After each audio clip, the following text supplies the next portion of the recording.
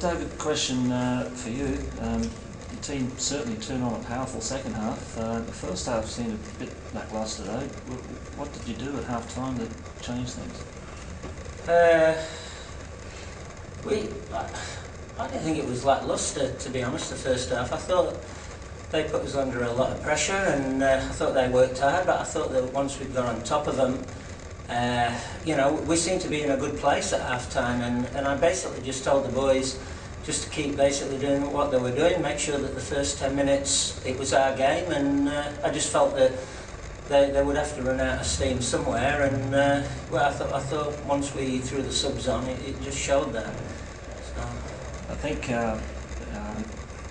question for John, I suppose, an awful long time to get that first goal. I don't think I've ever seen so many shots come in without a goal going in. How was the team feeling midway through the second half?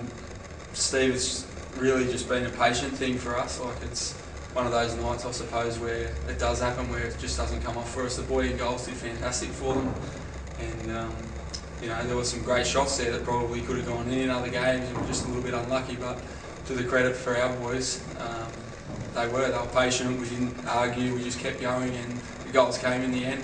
So it was really good. David, Chris Costello comes on. He was a breath of fresh air. Are you going to take credit for that as a coach, as a coaching masterstroke? Well, I think Chris, to be honest, has to take credit for that, Michael. He's worked hard, tirelessly in training. He's always been in my mind, and I've always said to the boys, and Johnny will back me up on this, I've said it's horses for courses, and everybody's an important member of the squad, and Chris is certainly that, and he showed how important he is to this squad tonight. He was fantastic, yeah. And Matt Thurdell probably didn't have his best game, not as good as some of the games he's had earlier this season, but still got a goal. That's a sign of a good striker, isn't it? Absolutely. Matty is a good striker, there's no doubt about that. When there's that many chances up for grabs, he'll end up getting one, and I said that to the boys on the bench. As I said, he'll get one before the night's out, and he did. He's a very good sign of a good striker, and I think that if you also look at what Matty did off the ball and just his shutting down today, I thought he was exceptional tonight, Matty, as much as he let himself and certainly not let the team down, but he let himself down, and probably would feel that he didn't have a good night, but I still thought he did, yeah. And 3-0. Just score for the game, or?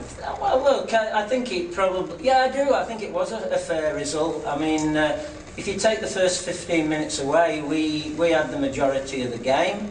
But in saying that, if Martin felt that 3-0 was an injustice, I wouldn't argue with him. He would have every right to think that, because they were always in the game, you know? So, yeah.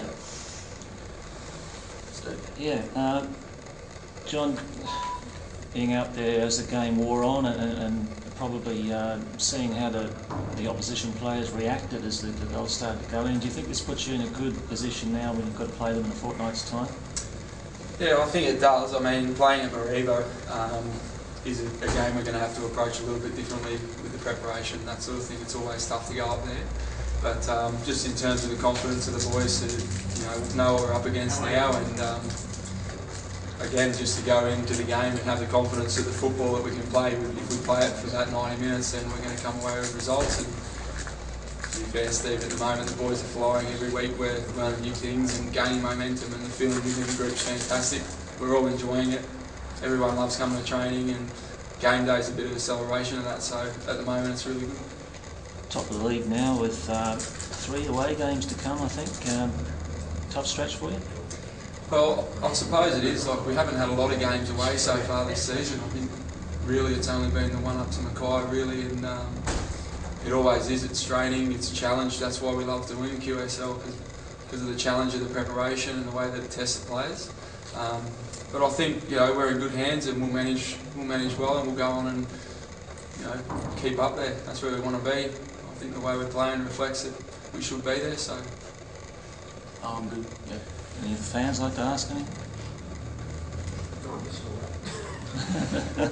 I didn't vote on man of the match, but I would have given it to Chris. Chris Costello. I got outvoted.